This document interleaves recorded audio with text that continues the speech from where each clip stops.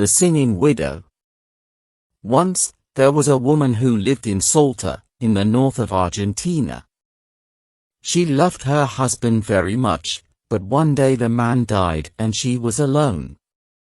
She cried and cried, filling rivers with her tears, until she was dry and empty. Every Sunday, she went and visited her husband's grave. She put flowers on the grave, prayed, sang coplas, and drank wine until she was full. Then she cried again and went home. Nobody can live this way, floating on a sea of sadness. So one day, the widow cried her last tear, closed her eyes, and never woke up again. That is, she never woke up in our world. Instead, she went to the land of the dead, and she was very happy. Now she could meet her husband again. She ran through the streets of the land of the dead, climbed hills and mountains, and asked everyone where her husband was. But she could not find him. She looked everywhere, asked everyone, but still, nothing.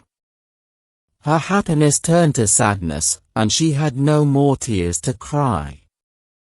Finally, she returned to the land of the living. Most people who die have no reason to go back to the land of the living.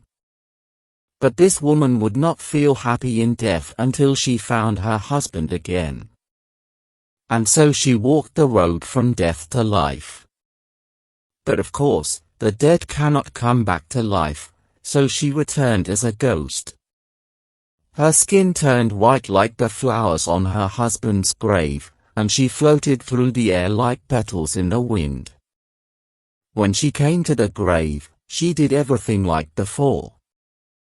She tried to put flowers on it, but she could not pick them up. She prayed, but nobody heard her. She sang coplas, but her voice was not beautiful. She tried to drink wine, but the wine went through her body. Most ghosts float from one place to another, carrying sadness and old memories. But the widow was different. She talked to her husband and listened to him, but really, he said nothing.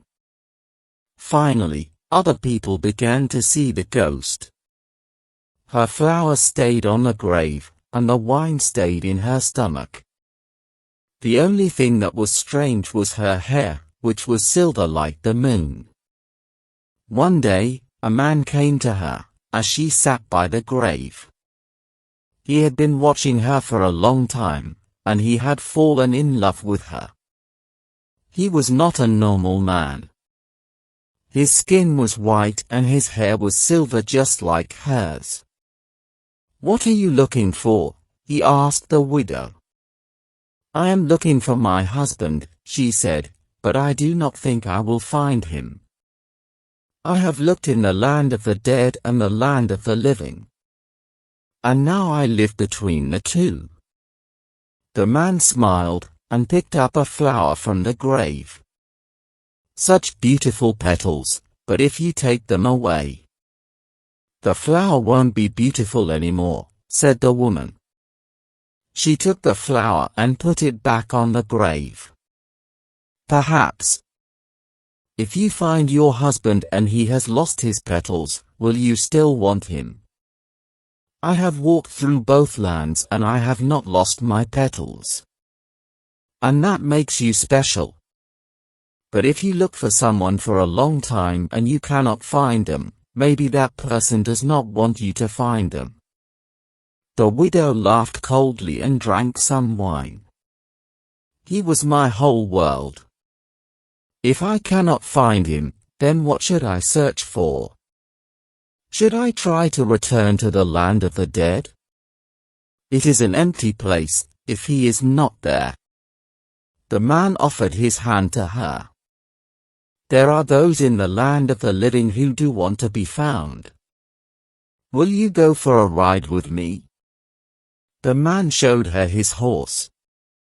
The animal, too, was white and had long, silver hair. The man said, "She is lonely, just like us. And who said I was lonely? Said the woman. But she smiled. Fine, take me for a ride.